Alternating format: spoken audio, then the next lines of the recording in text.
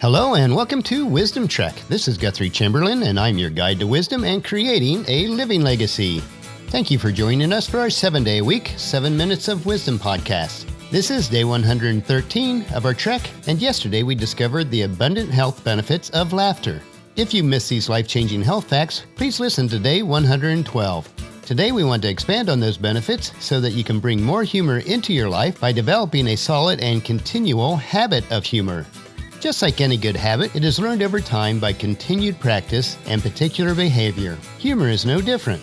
But before we do that, I just want to remind you that in celebration of our 100th day of our Wisdom Trek, please check out wisdom-trek.com and sign up for our free Wisdom Trek t-shirt drawing, which will take place on October 5th. We are giving away 7 Wisdom Trek t-shirts. We are recording our podcast from our studios at Home 2 in Charlotte, North Carolina today. We were able to attend and worship at our home church here in Charlotte. It was good to see many of our friends and fellowship together. We will be heading back to the big house this coming Friday, so this will be the only Sunday of this month that we were able to attend church here. But we do appreciate the fact that we're able to worship with Christ followers wherever we happen to be on a particular week. The remainder of today was spent relaxing and doing a little bit of light work. It has always been a bit difficult for me to completely relax without any working on Sunday, but it is certainly a goal that I desire to establish. Many Sundays we are traveling, but that's not quite the same as being unplugged for a day of relaxation. But for now, it is time to head back on our humor trail and discover some interesting ways to establish the habit of humor in your life. You'll find as you implement these humor nuggets into your life that you will become a funnier and happier person in all that you do. You will be better able to enjoy a rich and satisfying life that you were meant to have. So our first point we want to look at today is bringing more humor and laughter into your life. We are all born with the ability and desire to laugh. Laughter is your birthright, a natural part of life that was innate and inborn. Infants begin smiling during the first few weeks of their life and laugh out loud within months of being born. Even if you did not grow up in a household where laughter was a common sound, you can relearn to laugh at any stage in your life. It is truly a habit that you can reform in your life. Begin by setting aside some special times to seek out humor and laughter, as if you were working out physically, and build it from there. Eventually, you'll want to incorporate humor and laughter into the very fabric of your life, finding it naturally in everything that you do. Here are some ways that you can start to weave humor into that fabric of your life. First is to smile.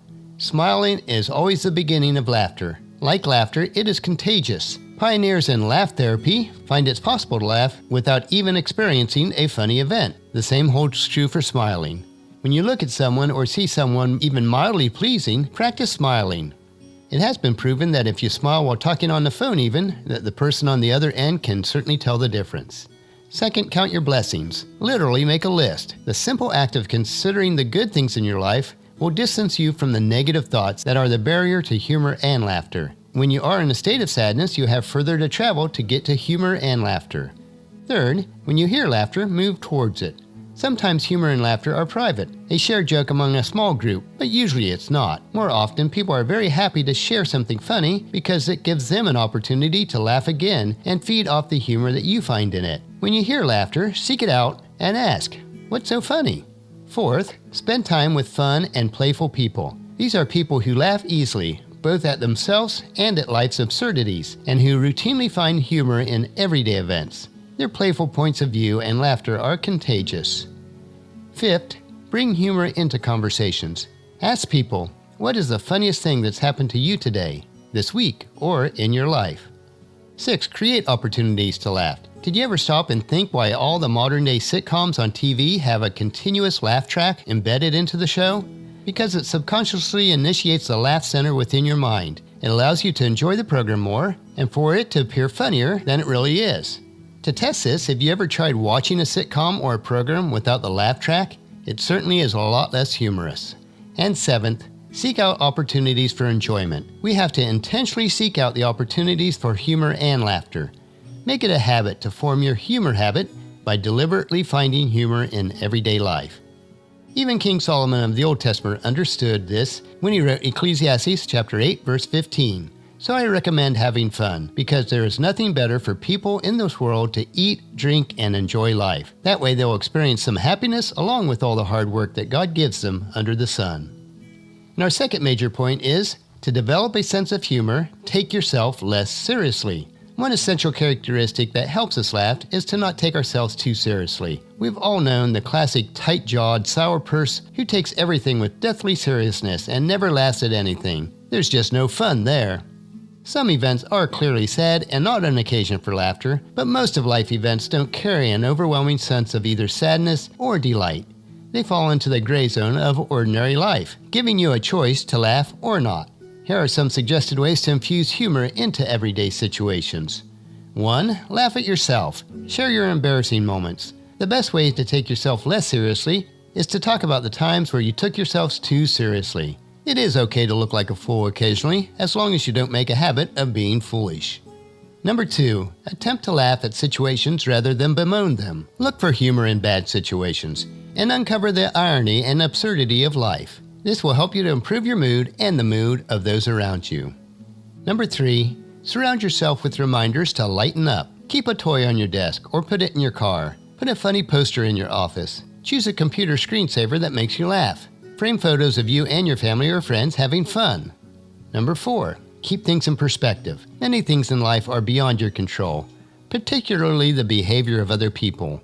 While you might think that taking the weight of the world on your shoulders is admirable, in the long run, it's unrealistic, unproductive, unhealthy, and even egotistical.